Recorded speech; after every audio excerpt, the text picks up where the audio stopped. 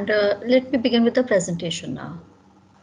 This all we had discussed in our previous class, and just hold on, someone is in lobby. Yeah, this all we had discussed. This also. This is where the play begins, right? When the curtain rises, Nora is telling silly stories. So we shall see how the play begins, right? If you're holding text in your hand, then you can see how the act 1 scene 1 is. A room furnished comfortably and tastefully, but not extravagantly. That means it's middle class family living comfortably, tastefully, right?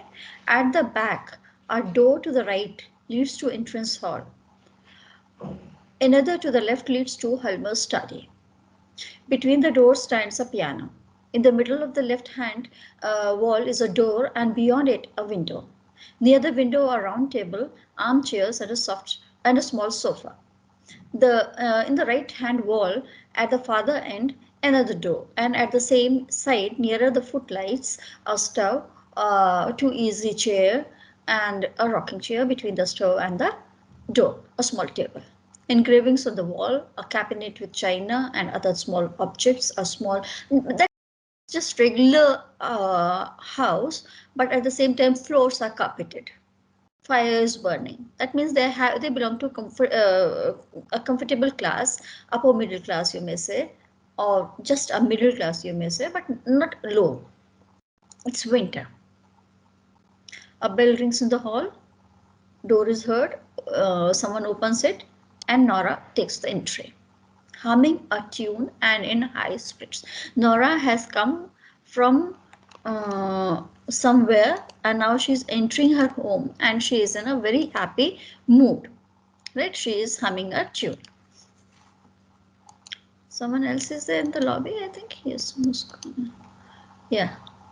Now this shows that she is in happy mood. She is humming a tune. She is in outdoor dress and carries a number of parcels. These she lays on the table to the right.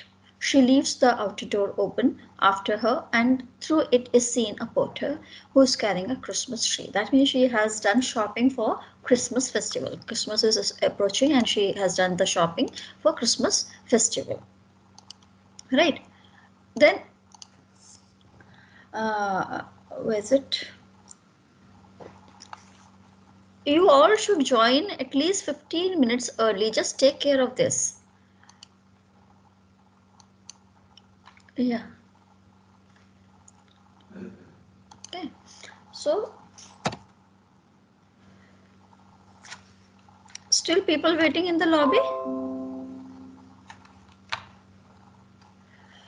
So, okay, we were here. Then there's a maid there.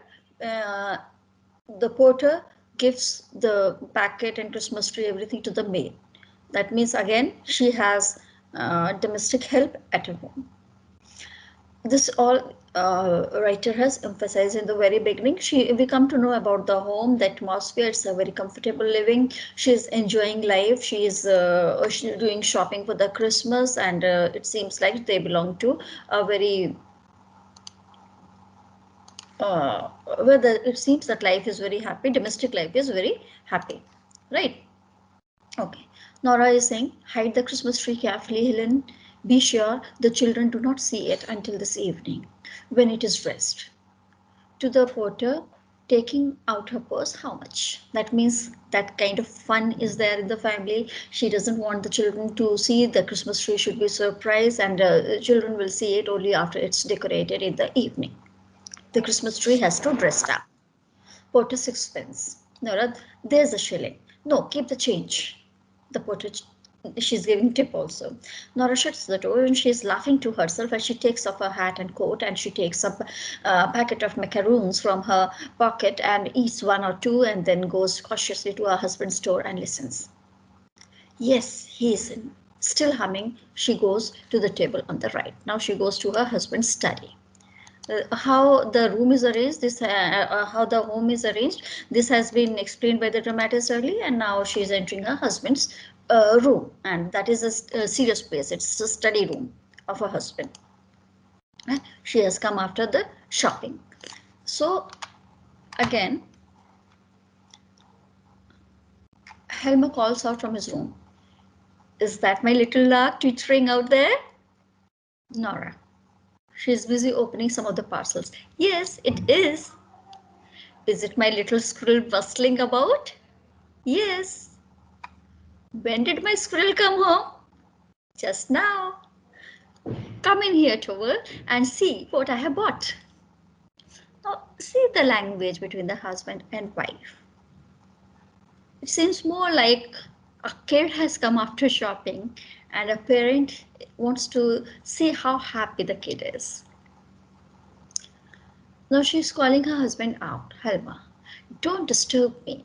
A little later, he opens the door and comes into the room, pen in hand. "What did you say?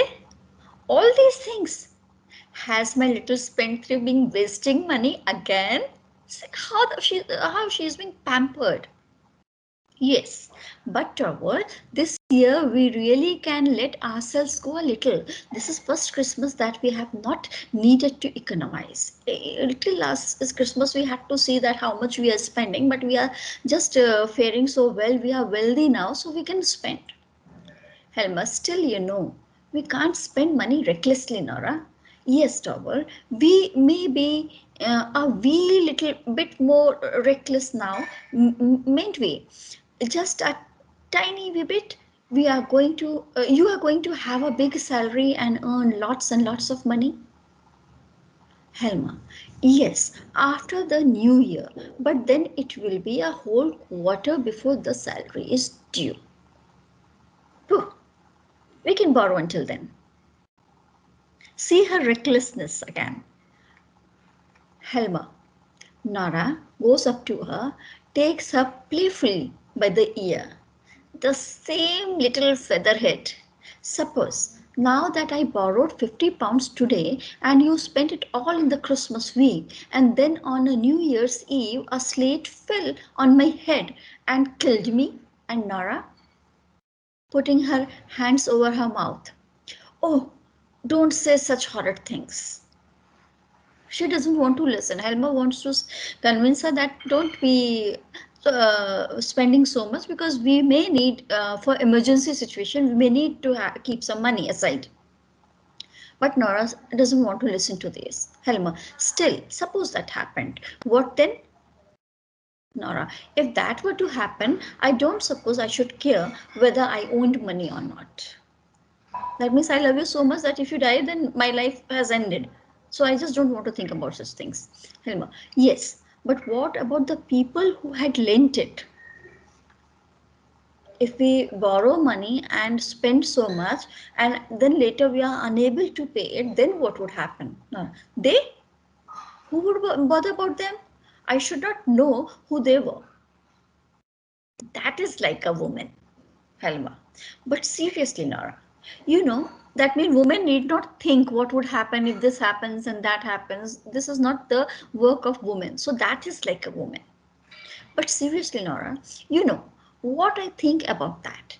No debt, no borrowing.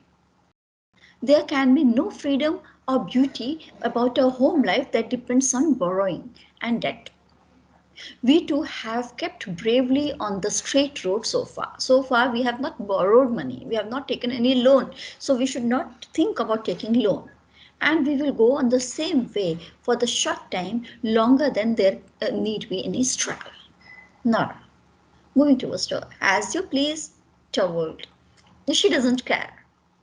Helma following her. Come, come, my little skylark, must not droop her wings. What is this? Is my little squirrel out to temper? Taking out his purse. Nora, what do you think I have got here? Money! Again she comes there. There you are, gives her some money. Do you think I don't know what a lot is wanted for housekeeping at Christmas time? He says that at Christmas time you may definitely need money, and so I have got it. Now she's counting 10 shillings, a pound, 2 pounds. Thank you, towel. That will keep me going for a long time. Indeed, it must. Yes, yes, it will. But come here and let me show you what I have bought. And all so cheap. Look, here is a new suit for Ivor, and a sword, and a horse, and a trumpet for Bob, and a doll, and a dolly's bedstead for Amy. They are very plain, but anyway, she will soon break them in pieces. And here are dresslings and handkerchiefs for the maids. Old Annie ought really to have something better. And what is in this parcel? Crying out, no, no, you mustn't see it, that until this evening. It's surprise. Helma, very well. But now tell me, you extravagant little person, what would you like for yourself? For myself? Oh, I'm sure I don't want anything. Yes, but you must tell me something reasonable that you would particularly like to have. No, I really can't think of anything unless the world, well, now playing with his coat buttons. She's playing with her husband's coat buttons and asking, and without raising her eyes to his, if you really want to give me something, well, out with it. Come on, speak. Nora speaking quickly. You might give me money, Towel. Only just as much as you can afford. And then one of these days I will buy something with it. But Nora, oh do, dear Towel, please do. Then I will wrap it up in a beautiful gilt paper and hang it on the Christmas tree. Wouldn't that be fun? What are these people called that are always wasting money? Nora, spendthrifts, I know.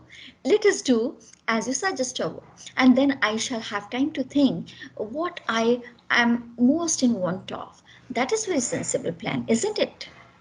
So see the language between husband and wife. Coming back to the slide. She is seen telling silly lies in a childlike manner. Husband is treating her as an irresponsible being. She seems to be a plaything because all these words you can pick it up: spendthrift, little featherhead, and squirrel, and all these. So, how father and husband have conspired to keep her ignorant of true realities of life. What are the rights of women? What are her duties, obligation, duties? Let me go. Someone again is in the lobby, I think, again, too. Yeah. So, it is this desire that has afforded her a secret satisfaction in her struggle to hold on to the priceless secret regarding the money to which Helmer owes his life. She has saved her husband's life, but that priceless secret is with her. And husband is thinking that she has done such a big thing at the back of her husband, saved her husband's life, but here how she pretends to be just a kid before her husband, and her husband is also pampering her. So this seems to be very superficial in that way, right? And it seems that there's such a loving relationship. Of course there is loving relationship, but her husband cannot accept that she could take such a big decision even at that time. So Helmer is seen as a moral sensualist, thoroughly self-righteous, never borrow, never lend. Then he is shallow also, the way he's treating his wife, and egoistic. The more she pampers Nora, the more confidence he gets that yes, he can keep his wife satisfied, happy, and by showering his own money and love over his wife. And Toward is just like Nora's hero. He is his protector, he is provider.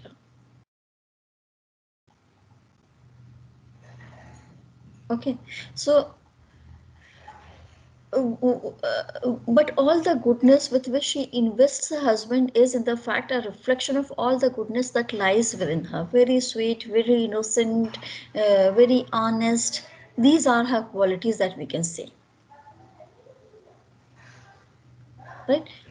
Till now, we have got no entry of Krogstad. This we would be discussing later. Ma'am, Yes. what is the meaning of a moral sensualist? You just Moral said na that. sensualist, yeah, yeah. Moral sensualist means he loves his wife. Okay, no one can question that. Then he pampers her, the sensuality, feeling pleasure in everything that they own, the sensual things, worldly things, but at the same time, he stands on a moral high ground. By being protector and provider of the family, he stands on the moral high ground. He seems to be very honest person. He would not cheat anyone. Okay, ma'am. Okay, ma'am. So he stands on his principles, but he's also Yeah, very living. righteous. He is Okay, self-righteous ma'am. person. Okay. Yes, ma'am. In his own eyes, he doesn't want to do anything that he may look down upon himself. Yes. Okay, ma'am. Yes, ma'am. Yeah. So, any doubts so far? Language is very simple. You see that it's not a Renaissance place, so the language is also very simple here. What is the Yes, ma'am. meaning of skylark? It's a bird. Skylark and lark and skylark means the same, right? Yeah, skylark. It's a bird. Okay.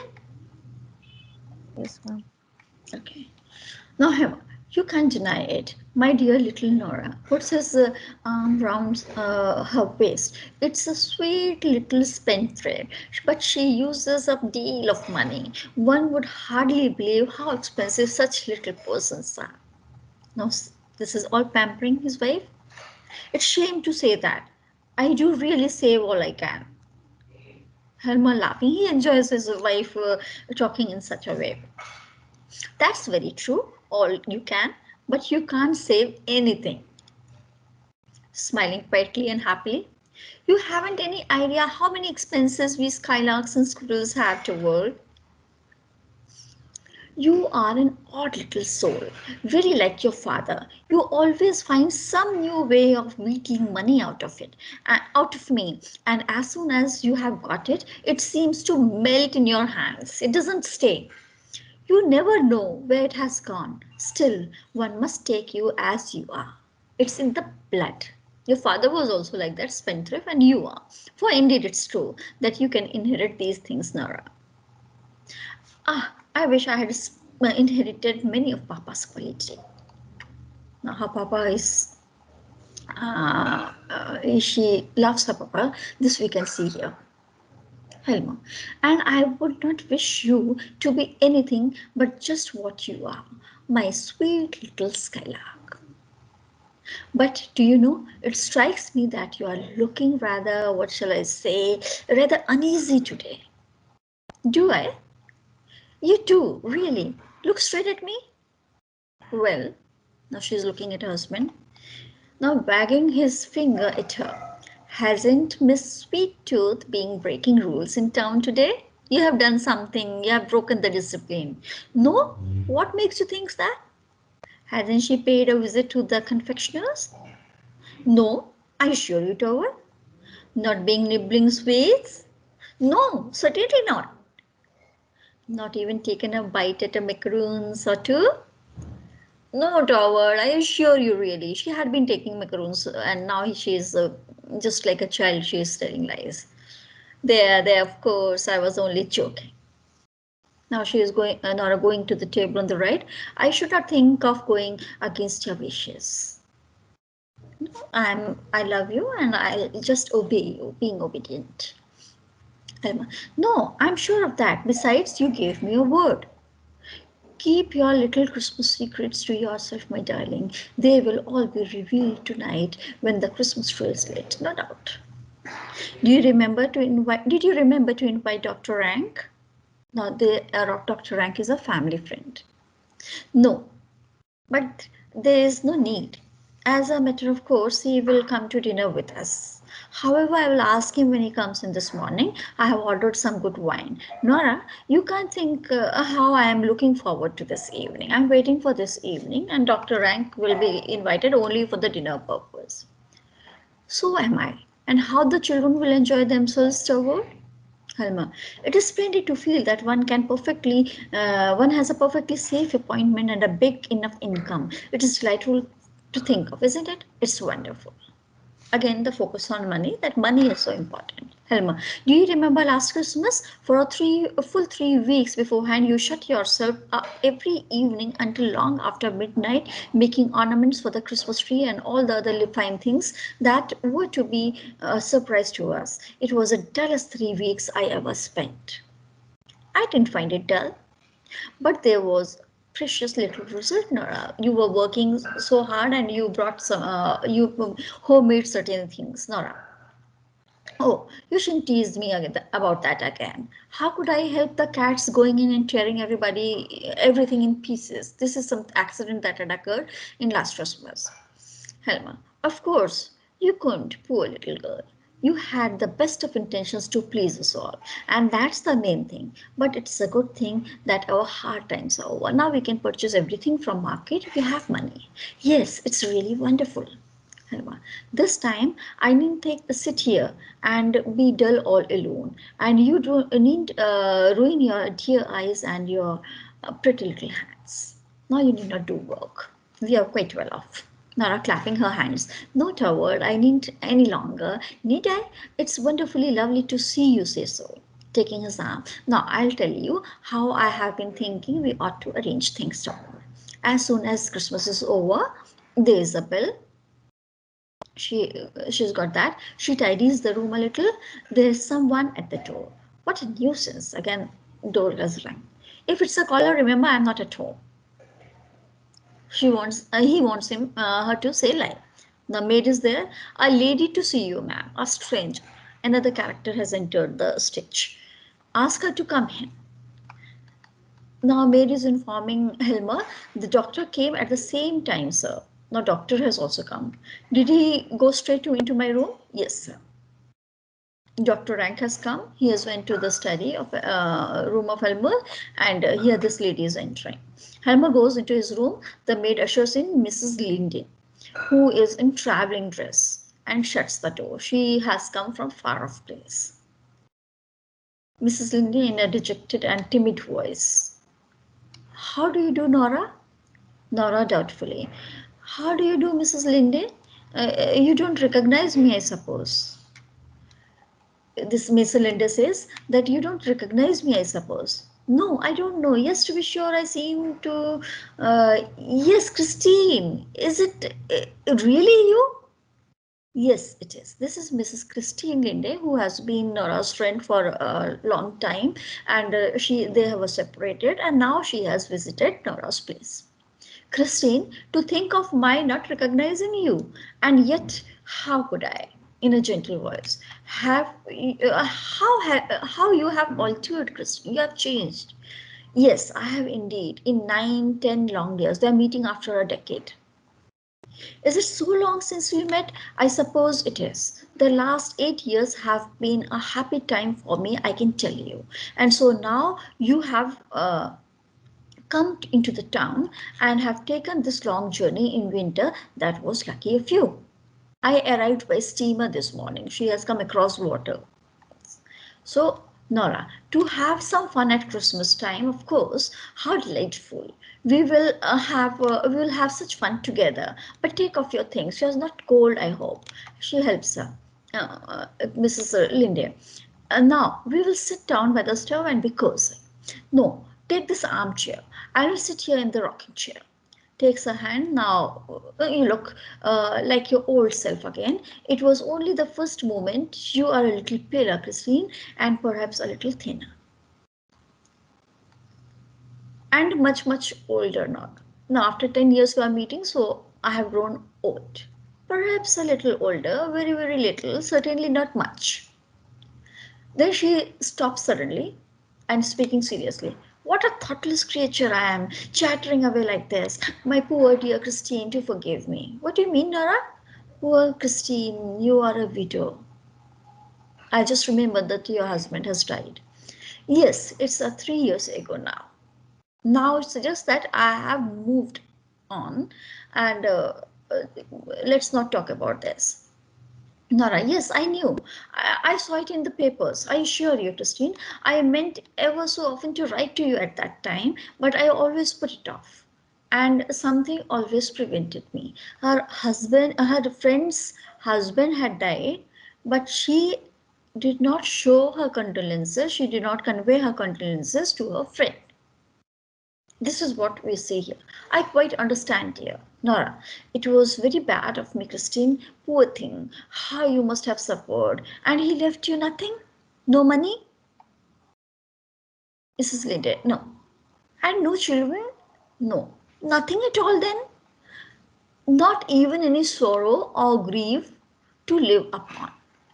Now, see the statement that he didn't even leave any sorrow and grief. I have come over it now, looking incredulously at her. But Christine, is that possible? She smiles sadly and strokes her hair. It sometimes happens, Nora. So you are quite alone. How dreadfully sad that must be. I have three lovely children. You can't see them just now, for they are out with their nurse. But now you must tell me all about it. No, no, I want to hear about you. Don't ask me about myself. You tell me about you. No, you must begin. I must be selfish today. Today I must only think of your affairs. But there is one thing I must tell you. Do you know we have just had a great piece of good luck? No, what is it? Just fancy, my husband has been made manager of the bank. Your husband? What good luck. Yes, tremendous. Till now, see, she was just trying to share the sorrows of her friend who's at the time when her husband died, she didn't convey any condolence, and now she is just going gaga about her husband. Yes, tremendous. A barrister's profession is such an uncertain thing, especially if you want to undertake unsavory cases. And naturally, Toward has never been willing to do that. And I quite agree with him. You may imagine how pleased we are. He is to take up his work in the bank at the new year, and then he will have a big salary and a lot of commissions. For the future, we can live quite differently. We can do what just as we like. I feel so relieved and so happy, Christine. It will be a splendid to have heaps of money and not need to have any anxiety, won't it? Yes, anyhow, I think it would be delightful to have what one needs. She is so calm, she is so stationed at one place. Nora is just what one needs, but heaps and heaps of money. She, just watch how she is childish. It is not childlike quality, it is childish. Mrs. Linde smiling. Nora, Nora, haven't you learned sense yet? In our school days, you was a great spendthrift. Laughing. Yes, that is what Toward says now. Wags her finger at her. But Nora, Nora is not so silly as you think. We have not been in the position for me to waste money. We have both had to work. You too? तुम्हें भी काम करना पड़ा था. Then till here we have done today. I'm not going on next. So Mrs. Linde is an important character. She's a major character in the play, and we shall see how she is a major character and how she impacts the plot or action of the play.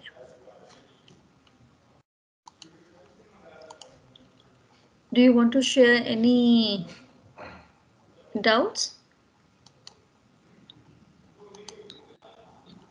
Yes, ma'am. Ma'am Shobna here. Yes. Ma'am, today's class I understood.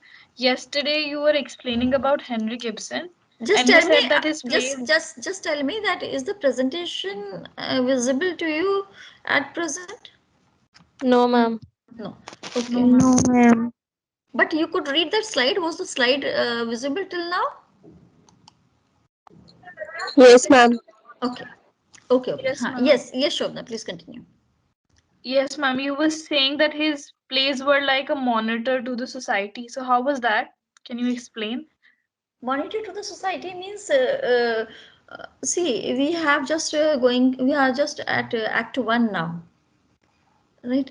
Though Yes, ma'am. now, as we go further and the story unfolds, you will see how society is exposed in this play. Yes, ma'am. how society has put on some parameters that should be fulfilled in order to make yourself acceptable in the society. Yes, ma'am. And ma'am, I there was also this thing which you explained yesterday, but I still have a little confusion. You said that the scales have fallen. So by scales, you mean that she was thinking, no, that a wonderful thing will happen, that his husband will sacrifice himself, and Parameters. Just I'm just going back to the presentation so that I can just play that slide. Just wait. Is it here? yes, ma'am, it was here Okay. only. The fifth, sixth line. Uh, It, no, ma'am. Yeah, this slide only. yeah, Sh skills. You got it, got it. yes, See, ma'am. the play charts Nora's progressive growth in self-realization from her early doll-like existence. Now, what we have done today is we have seen the doll-like existence of Nora. From being a caged songbird, she is singing, but she is caged. She cannot take her own decisions or any decision about her family. She is totally reliant upon her husband for emotional and economic security.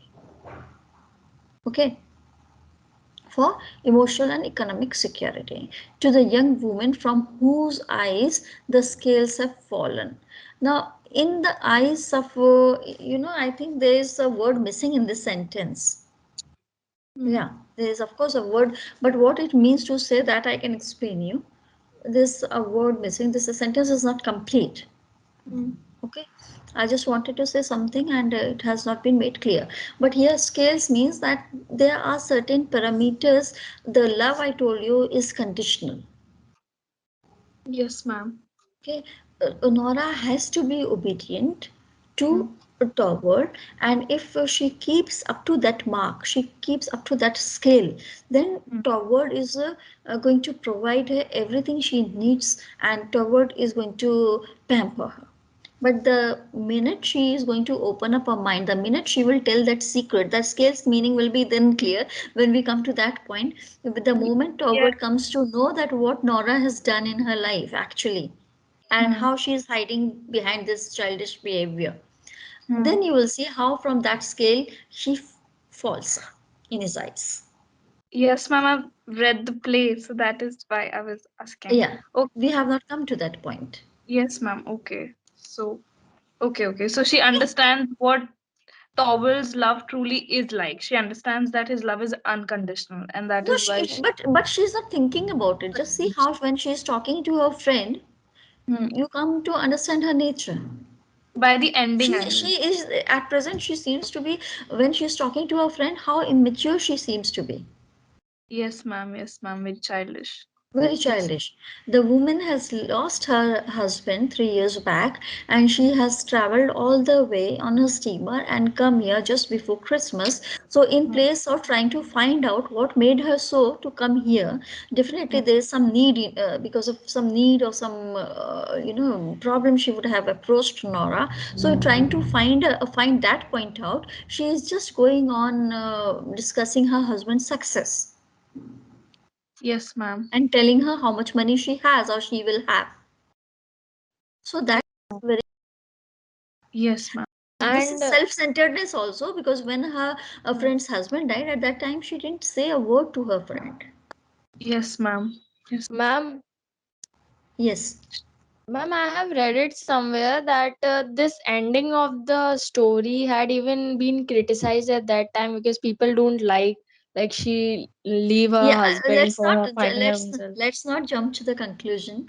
We will No, explore I'm it for just by asking you ourselves. like whether Yes, it is right or yes, wrong. Like I've yes, read it it's right. somewhere. Yes, yes, very true, very true. You have read is the thing that has really the ending has been criticized a lot. The Yes, ma'am. play was dramatized in, I wanted.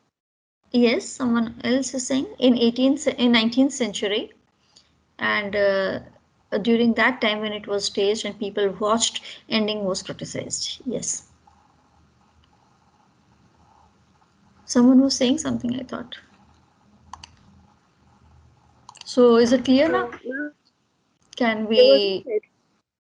Yeah.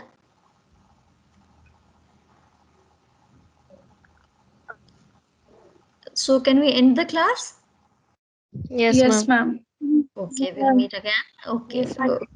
Hope you are enjoying the play. Thank Not like King Lear. Yes, ma'am. Not very serious, but yes, the point is serious. Okay. you. Okay. See you. Okay, ma'am. Thank you, ma'am. Okay. Thank you, ma'am. Thank you, ma'am.